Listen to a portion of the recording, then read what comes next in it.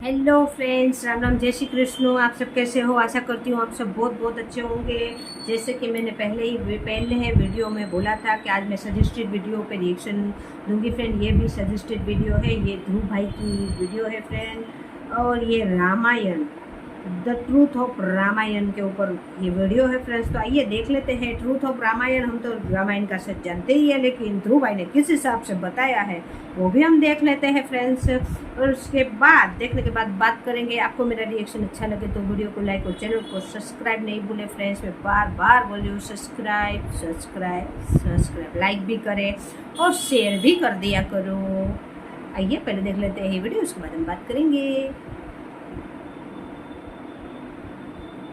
क्या आपने वाल्मीकि रामायण पढ़ी है? अगर नहीं भी पढ़ी है, आप इसकी कहानी जरूर जानते होंगे। श्री राम अपनी पत्नी सीता और अपने छोटे भाई लक्ष्मण के साथ वनवास पर जाते हैं 14 साल के एक जंगल में। इस जंगल में सीता का अपहरण कर लिया जाता है राक्षस रावण के द्वारा, जिसके रिस्पॉन्स में राम अपने पीस मैसेंजर्स अंगद और हनुमान को भेजते हैं सीता की मांग करने के लिए। जब रावण नहीं मानता तो यहाँ पर एक युद्ध होता है जिसमें अच्छाई की जीत होती है और रावण हार जाता है।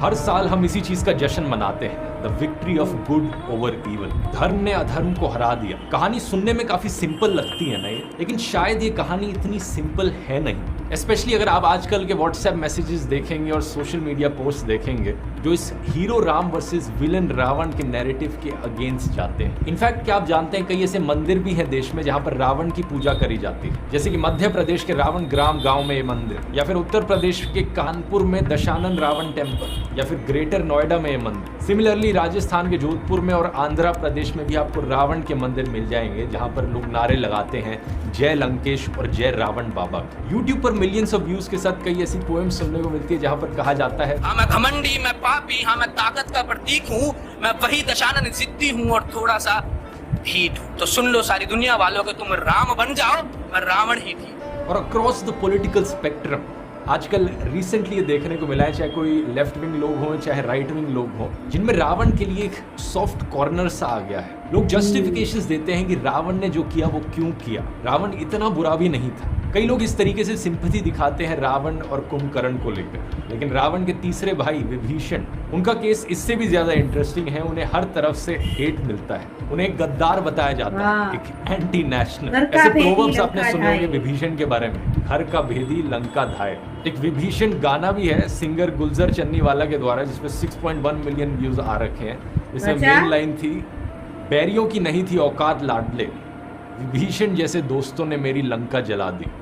ये कैसे लेसन्स हैं जो लोग रामायण से कंक्लूड करते हैं? क्या विभीषण सही में इतना हेट डिजर्व करता है? और क्या रावण सही में इतनी सिंपैथी डिजर्व करता है? आज के इस दिवाली स्पेशल वीडियो में दोस्त आइए जानने की कोशिश करते हैं।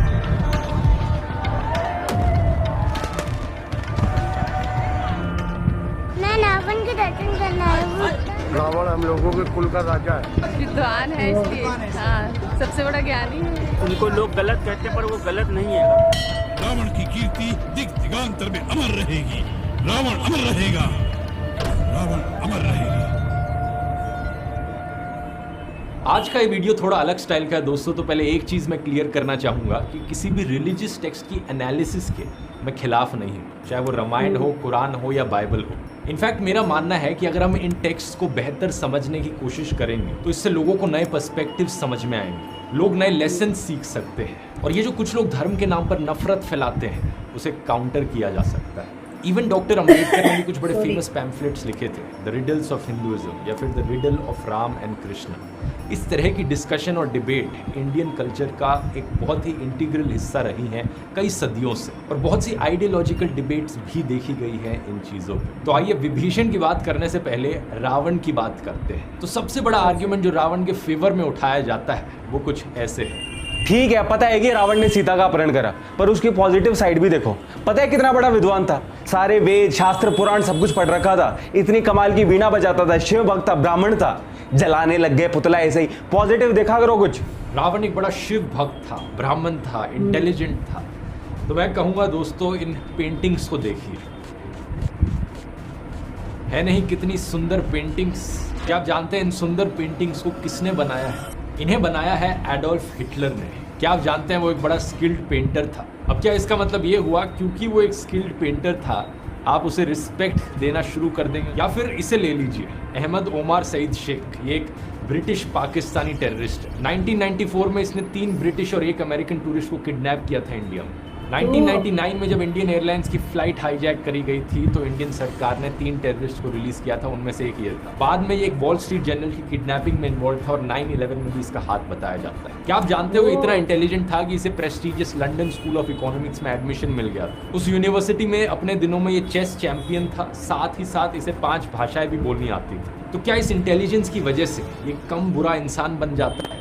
ऑब्वियसली नहीं। सेम थिंग रावण के लिए भी एप्लीकेबल है। रावण चाहे कितना भी पावरफुल था, कितना भी टैलेंटेड था, कितने भी उसे वेद पुराण आते हैं, जो उसने सीता का अपहरण करके क्राइम किया था वो कम बुरा नहीं होता। इसके अलावा रावण रिस्पॉन्सिबल था मारीच की मौत के पीछे भी। उसने मारीच से कहा था कि या तो मेरी मदद कर ले सीता को किडनैप करने में या फिर मैं तुझे मार डालूंगा। उसके पास कोई ऑप्शन नहीं बचा। मारीच ने सोचा कि मैं श्री राम के हाथों ही मरता हूँ। इसके अलावा अपहरण के दौरान सीता को बचाने जटायु आया, उसे भी रावण के द्वारा मर्सीलेसली मार दिया गया। लेकिन रावण एक शिव भक्त था। क्या शिव भक्त होने का मतलब ये हो गया कि जो मर्डर का क्राइम है वो उसके लिए साफ हो जाएगा? कुछ लोग कहते हैं कि रावण एक ब्राह्मण था और ब्राह्मण आदमी जो होते हैं उनके अच्छे संस्कार होते हैं। लेकिन ये किस तरीके के संस्कार हुए औरत को इस तरीके से डिसऑनर करना? ऐसा क्यों है कि कुछ लोग आज के दिन भी लोगों की आइडेंटिटी को देखकर उसे अच्छा या बुरा कहते हैं, ना कि उसके कर्मों को देखकर? हाँ भाई, ये इंसान मेरी कास्ट से है, ये मेरे धर्म को मानता है, मैं जिसकी पूजा करता हूँ ये भी उसकी पूजा करता है, और तो इसका मतलब ऑटोमेटिकली ये हो गया कि ये अच्छा इंसान होगा। मुझे नहीं फर्क पड़ता इसने किसी का मर्डर किया हो या कोई गलत काम किया हो, मैं बस आइडेंटिटी देखता हूँ। सोचने वाली बात है यहाँ पर। रावण के द्वारा की गई कई और एट्रोसिटीज के बारे में बताया गया है उत्तरकांड में, जो कि रामायण के बाद एक एपिलोग था। जैसा आप जानते होंगे कि आमतौर पर रामायण की कहानी खत्म हो जाती है जब राम, सीता और लक्ष्मण वापस अयोध्या लौटते हैं। लेकिन कुछ किताबों में आपको एक और चैप्टर मिलेगा उत्तरकांड करके, जिसमें राम के ऊपर 2 बड़े एक्यूजिशंस लगाए जाते हैं। पहला ये कि उन्होंने सीता को बैनिश किया था, महल से निकालकर जंगल भेज दिया था, और दूसरा उन्होंने शंभूक को मारा था, जो कि सो कॉल्ड एक लो कास्ट आदमी था। कई स्कॉलर्स इसके खिलाफ एविडेंस पॉइंट आउट एक प्रक्षिप्त था, यानी एक लेटर एडिशन था। इसे ओरिजिनल रामायण का पार्ट नहीं कंसिडर किया जा सकता। लेकिन अगर उत्तरकांड को यहाँ पर एक्नॉलेज भी कर लिया जाए तो रावण के जो गुनाह हैं वो कई गुना ज्यादा बढ़ जाते हैं। रावण ने अपने हाफ ब्रदर कुबेर पर हमला किया और लंका और पुष्पक विमान उनसे छीना। फिर रावण ने कुबेर के पीस मैसेंजर को मारा और राक्षसों ने उसकी डेड बॉडी को खाया। रावण वहां गया जहां राजा मारुत यज्ञ करने लग रहे थे और वहां पे साधुओं को मारा और उनका खून पिया। उत्तरकांड सर्ग 18 श्लोक 20। तो इन सब से हमें देखने को मिलता है कि रावण ना सिर्फ एक ऐसा राक्षस था जो मर्डरर था, रॉबर था, बल्कि एक कैनिबल भी था। तो पॉइंट यहाँ पर ये नहीं है कि रावण एक स्कॉलर, शिव भक्त और ब्राह्मण कैसे हो सकता है। पॉइंट यहाँ पर ये है कि एक स्कॉलर, शिव भक्त और ब्राह्मण भी रावण हो सकता है। ये राम से जो लड़ाई थी वो एक अलग बात है, पर रावण कितना कमाल का एडमिनिस्ट्रेटर था, अपने राज्य पे कितना अच्छे से शासन करता था, वो तो देखो। एक्चुअली वाल्मीकि रामायण में ऐसा कुछ भी नहीं है जो सजेस्ट करता हो कि रावण एक अच्छा राजा था, एक अच्छा एडमिनिस्ट्रेटर था। इनफैक्ट जब शूर्पणखा रावण के पास आती है तो वो कुछ इस तरीके से उसे क्रिटिसाइज करती है। अरण्य कांड चैप्टर 33, शूर्पणखा कहती है रावण वल्गर प्लेजर से एडिक्टेड है, अनगाइडेड है, लस्टफुल, ग्रीडी, एक ऐसा राजा है जो जनता की सुनता नहीं है, अपने देश को प्रोटेक्ट नहीं कर सकता, एक बेवकूफ है जिसके चारों तरफ ऑर्डिनरी मिनिस्टर्स बैठे हैं, हार्श है, एरोगेंट है, इंटॉक्सिकेटेड है, शॉर्ट टेम्पर्ड है, इविल माइंडेड है और इसमें कोई अच्छी क्वालिटीज नहीं है। ये सब सुनने के बाद रावण का रिएक्शन क्या होता है? आखिरी श्लोक में महर्षि वाल्मीकि ने लिखा है कि एरोगेंट रावण इन सब चीजों को सुनते हैं और अपनी गलतियों के बारे में सोचते हैं। अब यहाँ पर तीसरा आर्गुमेंट शूर्पणखा को लेकर उठाया जाता है। रावण ने सीता का अपहरण तो किया, क्यों किया? अपनी बहन का बदला लेने के लिए। लक्ष्मण ने कितनी बेरहमी से शूर्पणखा के नाक और कान काट दिए थे। मैं तो कहता हूं कि रावण जैसा भाई ना हर बहन का होना चाहिए। यहाँ पर थोड़ी सी शूर्पणखा की कहानी समझते हैं। लोगों को लगता है कि ये कहानी बड़ी सिंपल है। शूर्पणखा ने लक्ष्मण को प्रपोज किया, लक्ष्मण ने रिजेक्ट किया और बदले में नाक काट दी शूर्पणखा की। लेकिन वाल्मीकि रामायण में क्या लिखा गया है इसको लेकर? अरण्य कांड के चैप्टर 17 और 18 में इसका मेंशन किया गया। शूर्पणखा राम के पास जाती है शादी की मांग करने के लिए। चैप्टर 17 के श्लोक 27 और 28 में लिखा गया है कि वो सीता को इंसल्ट करती है। सीता को बदसूरत, deformed, disfigured, fearful woman with a flat बेली, ये सारी चीजें वो कहती है। वो कहती है कि वो सीता और लक्ष्मण को खा जाएगी और राम को बोलती है कि वो हस्बैंड बने होंगे। राम लक्ष्मण को रिडायरेक्ट कर देते हैं। शूर्पणखा लक्ष्मण से पूछती है शादी करने के लिए, लक्ष्मण रिजेक्ट करके वापस राम की ओर रिडायरेक्ट कर देते हैं और फिर शूर्पणखा कहती है कि वो सीता को खा जाएगी। एक्चुअली में सीता को मारने की कोशिश करी जाती है। फिर लिखा गया है कि लक्ष्मण शूर्पणखा की नाक और कान काट देते हैं एक तलवार का इस्तेमाल करके। ये रही मेरी पत्नी सीता। ये भद्दी औरत तुम्हारी पत्नी है, मैं इसे मार डालूंगी, नहीं छोड़ूंगी, मार डालूंगी, मार डालूंगी।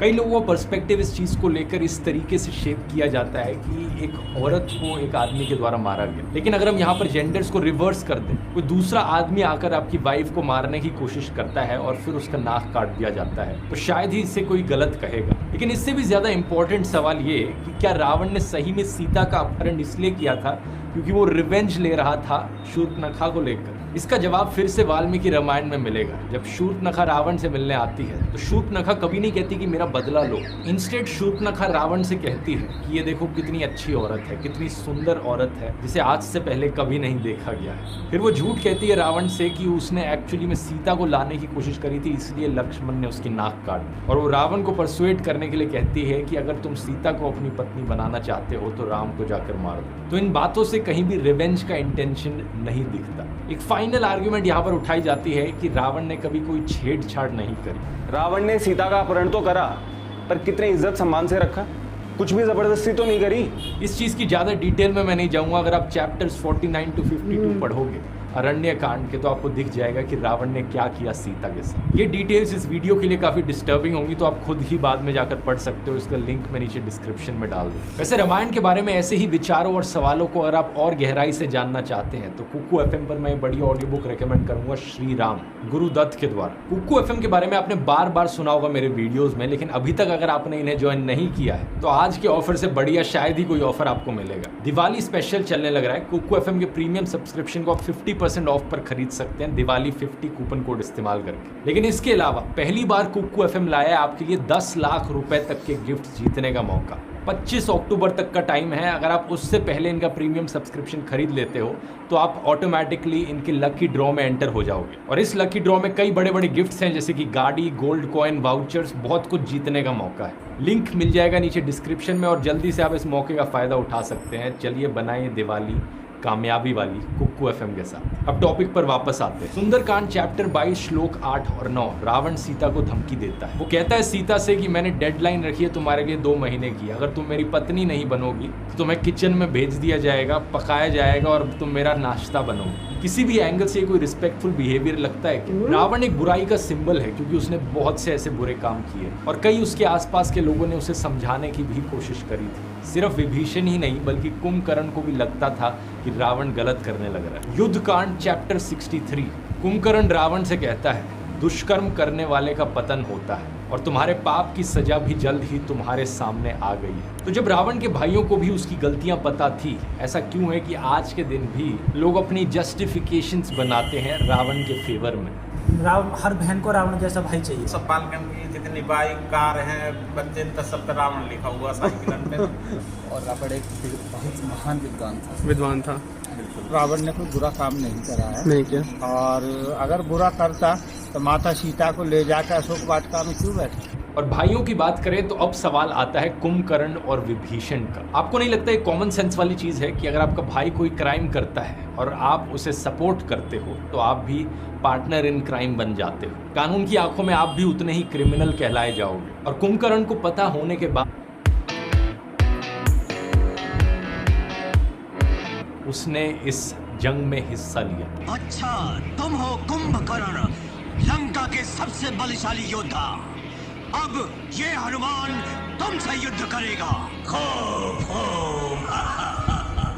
तो अब फाइनली विभीषण पे आते हैं। विभीषण का केस बड़ा इंटरेस्टिंग है दोस्तों। इंटरेस्टिंग इसलिए क्योंकि ये कोई इतना यूनिक केस नहीं है। हमें रोजमर्रा की जिंदगी में ऐसे केसेस देखने को मिलते हैं। फिल्मों में भी ये बहुत दिखाया जाता है कि कुछ लोग जिन्होंने अपनी साइड बदली सही की राह पर चलने के लिए, और आमतौर पर हम इन लोगों को एडमायर करते हैं। जैसे कि दीवार फिल्म जो आई थी उसमें ऑनेस्ट पुलिसमैन जो थे रवि, वो अपने गैंगस्टर भाई विजय को पेपर पर साइन करने को कहते हैं और कहते हैं कि सारे क्राइम को छोड़ दे और पुलिस के सामने सरेंडर कर दे। तुम्हें याद है वो एक एक ठोकर जो दूसरों ने हमें मारी है, वो एक एक गाली जो दुनिया ने हमें दी, भाई तुम साइन करोगे या नहीं? इन दोनों की माँ भी अपने गैंगस्टर बेटे को सपोर्ट नहीं करती और फिल्म के एंड में रवि ही अपने भाई विजय को मारते हैं। कहने के लिए रवि ट्रेटर हो गए अपने परिवार के लिए, लेकिन हीरो है फिल्म के। सिमिलरली वास्तव फिल्म में रघु एक गैंगस्टर बन जाता है, ड्रग एडिक्ट बन जाता है और बाद में उसकी माँ ही उसे मारती है। रियल लाइफ में भी ऐसे केसेस देखने को मिले हैं। 2019 में निकोल शूबर्ट अपने बेटे की डायरी में लिखा हुआ देखती हैं कि वो एक मास शूटिंग प्लान करने लगे। वो सीधा पुलिस को फोन करके बता देती हैं इसके बारे में। 2022 में जब इसके बारे में उन्होंने बात करी थी एक मीडिया के इंटरव्यू में, उन्होंने बताया कि कितना मुश्किल डिसीजन था अपने खुद के बेटे के अगेंस्ट जाना, लेकिन अगर एक आदमी की भी जान बचती है तो ये वर्थ इट था। If there's a possibility to save even one person, one child, I think it's worth it. तो जब विभीषण यहाँ पर अपनी साइड बदलता है और अच्छाई का रास्ता चुनता है, तो ऐसा क्यों है कि लोग लॉयल्टी को ज्यादा इंपॉर्टेंस देते हैं और सही और गलत को कम इंपॉर्टेंस देते हैं? अगर आप किसी एक ऑर्गेनाइजेशन का हिस्सा है, वो ऑर्गेनाइजेशन गलत काम करती है, आप उसे छोड़कर दूसरी साइड स्विच हो जाते हैं, आप एक गद्दार कहलाए जाएंगे। लेकिन क्या इस केस में गद्दार होना सही चीज नहीं है? इसी चीज को और बड़े स्केल पर देखा जा सकता है। अगर आपके देश की सरकार गलत काम कर रही है, आपके लिए क्या ज्यादा इंपॉर्टेंट होना चाहिए? अपने देश से लॉयल्टी बनाए रखना या फिर सही रास्ता चुनना, अच्छाई का रास्ता चुनना? इसका एक बड़ा एग्जाम्पल है CIA के विसल ब्लोअर एडवर्ड स्नोडेन, जिन्होंने देखा कि उनकी देश की ऑर्गेनाइजेशन गलत काम करने लग रही थी।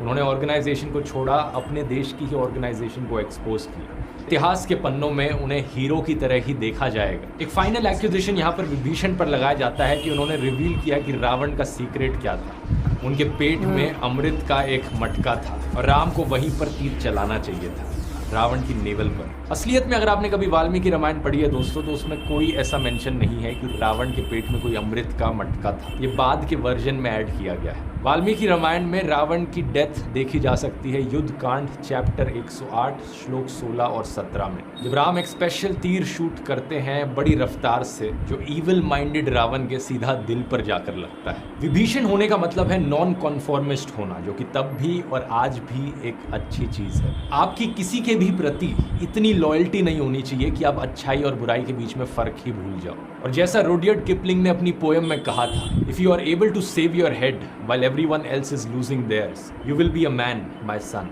विभीषण की वजह से लंका का डिस्ट्रक्शन नहीं हुआ है, बल्कि रावण और कुंभकर्ण के बुरे कामों की वजह से लंका का डिस्ट्रक्शन हुआ। तो क्या लेसन सीखे आप इस पूरे वीडियो से? नीचे कमेंट्स में लिखकर बताओ।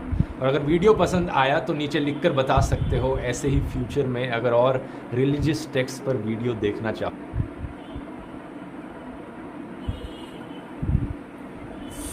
हाँ फ्रेंड्स, बहुत अच्छी वीडियो थी। इन्होंने हमारी पूरी थिंकिंग ही चेंज कर दी रामायण को लेके। जो एक बहुत बड़ी एक ये थिंकिंग सही है कि हम लोग, हालांकि विभीषण ने जो किया था वो तो अच्छा ही किया था, रावण तो कहीं से भी ठीक नहीं कर रहे थे। तो रावण को उन्होंने ये बताया था, राम भगवान को बताया था कि उनके पेट में अमृत का कलश है, वो अगर आप पेट में तीर मारोगे तो वो रावण मर जाएगा। ये हम सब लोगों ने तो यही देखा है और यही हम लोगों को मालूम है। वीडियो के अनुसार कुछ अलग है। वीडियो के अनुसार ये है कि रावण को के दिल में तीर मारा गया था, पेट में नहीं। फर्स्ट सेकंड, ये एक बात बताई कि हम भी बोलते हैं घर का भेदी लंका ढाए। अगर विभीषण ने नहीं बोला होता तो राम भगवान नहीं मार पाते। ये बहुत लोग बोलते हैं, हम भी बोलते हैं। और एक बात जो कही, अच्छा शूर्पणखा का जो इसमें बताया गया वो काफ़ी अलग जो बताया गया। हम लोगों को ये मालूम नहीं है कि कोई सीता माँ को उन्होंने मारने की कोशिश की थी। ये सब चीज़ें तो हम लोगों को मालूम नहीं है, वीडियो के थ्रू मालूम पड़ा। इसीलिए मैं बोली थिंकिंग पूरी चेंज कर दी। और इसमें बहुत कुछ अलग मतलब बताया। विभीषण का जो पॉइंट ऑफ व्यू था वो तभी भी सही है और आज भी सही है। तभी भी वो धर्म के साथ खड़े थे, आज भी धर्म के साथ खड़े थे। बहुत कुछ सिचुएशन आती है, युग चेंज होने के बाद चेंज हो जाती है, लेकिन विभीषण तब भी सही थे और आज भी उसी का पॉइंट ऑफ व्यू सही ही माना जाएगा।